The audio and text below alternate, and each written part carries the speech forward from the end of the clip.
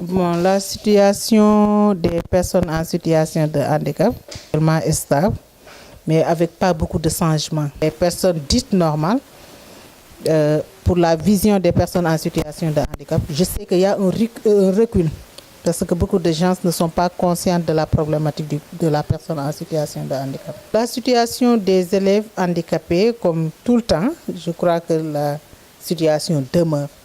Bon, il y a des handicapés qui sont en classe d'examen, comme ceux qui font le baccalauréat, ils n'ont pas encore fait ça.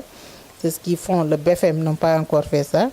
Mais toujours l'accessibilité pose problème. Avec les centres d'examen, ça pose problème parce qu'on nous signale pas mal de centres qui ne sont pas accessibles pour les personnes en situation de handicap. Au moment où l'on parle du système éducatif qui devait être inclusif, moi je pense qu'on devait parler d'intégration d'abord, essayer d'intégrer des classes dans les écoles pour que l'intégration de la personne en situation de handicap soit au moins réglée pour une partie. Le majeur des personnes en situation de handicap, je crois que dans le système scolaire, c'est le problème de l'accessibilité. Il y a même beaucoup de gens qui ne vont pas à l'école à cause de l'accessibilité des écoles.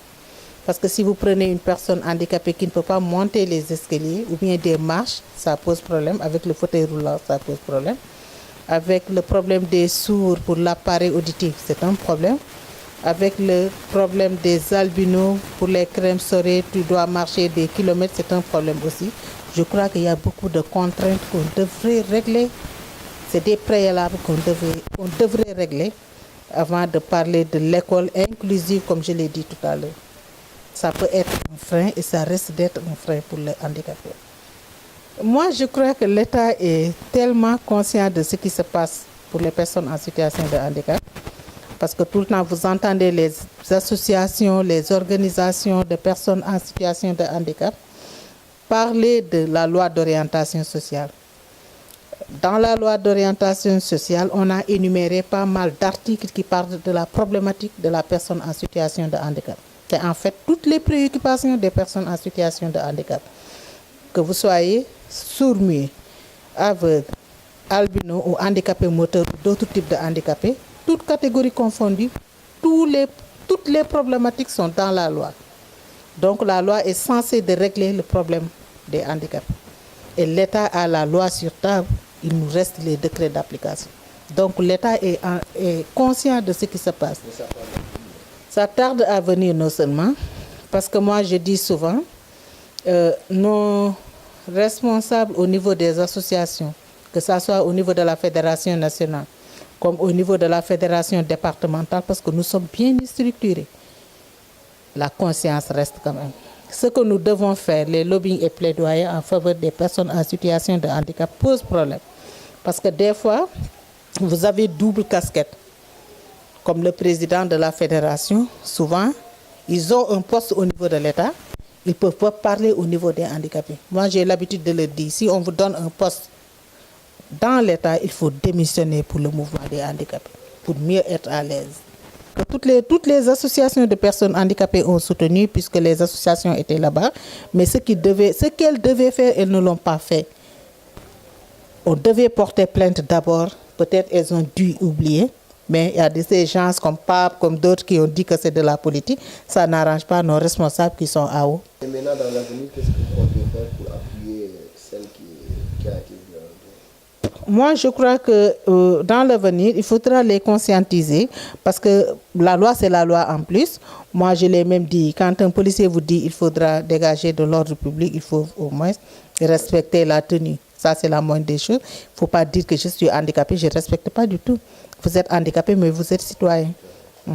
Alors, on va parler un peu de politique. Vous êtes responsable politique au niveau national du parti de Abdoulaye ACT. Vous êtes la présidente nationale. Est-ce que vos projets par rapport à l'approche de présidentielle? Vos projets à l'approche de présidentielle? Notre projet, c'est de gagner. Nous avons un seul objectif. Moi, je crois que c'est de gagner le poste présidentiel avec notre mentor, le président Abdoulaye. Bon, notre projet aussi, c'est de conscientiser la population avec les campagnes électorales, les campagnes de sensibilisation, parce que c'est des campagnes de sensibilisation. Actuellement, je peux même dire que nous sommes en campagne. Vu la loi sur le parrainage, bon, on est en train de faire une campagne pour les fiches de fidélisation de nos militants. Nous, dans le parti même, on a l'habitude de dire que c'est des compagnons parce que nous pensons que c'est des gens avec qui nous sommes appelés à travailler ensemble. Notre seul objectif, c'est de gagner le poste présidentiel. Vous êtes une présidente nationale. Donc... nous sommes en train de faire certaines régions comme Fatick, comme Diourbel, Réfane. Bon, on a entamé pas mal de régions. Et en plus, nous sommes dans des séances de validation de nos comités qui va nous permettre de faire toutes les régions du Sénégal. D'ailleurs, on a un calendrier sur place avec le chargé des programmes du comité des femmes. On va faire toutes les régions du Sénégal, ça c'est sûr. Moi, je crois que dans tout travail, il y a des préalables à faire. Si vous dites au niveau de Pikine, c'est parce que Pikine, actuellement, les comités que nous avons à Pikine n'ont pas été encore validés.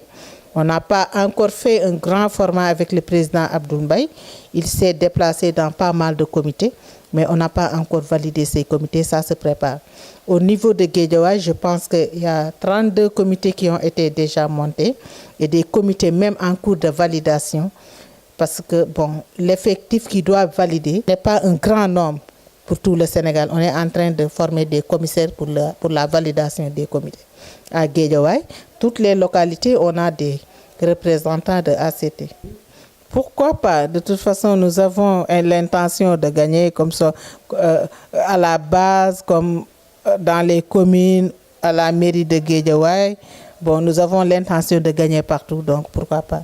En tout cas, même si je serai candidate comme vous dites, ça sera annoncé. Même là-bas. Mais en tout cas, pour le moment, on est dans le travail de base avec les militants, avec les compagnons, un travail de développement, de former des gens. Au moment opportun, on va l'annoncer. Est-ce que pour des questions, on peut s'attendre à une coalition au niveau de l'école et une coalition au niveau des présidentielles? Oui, tout à fait. Ne serait-ce que pour gagner les élections présidentielles, on peut s'attendre à toutes sortes de coalitions.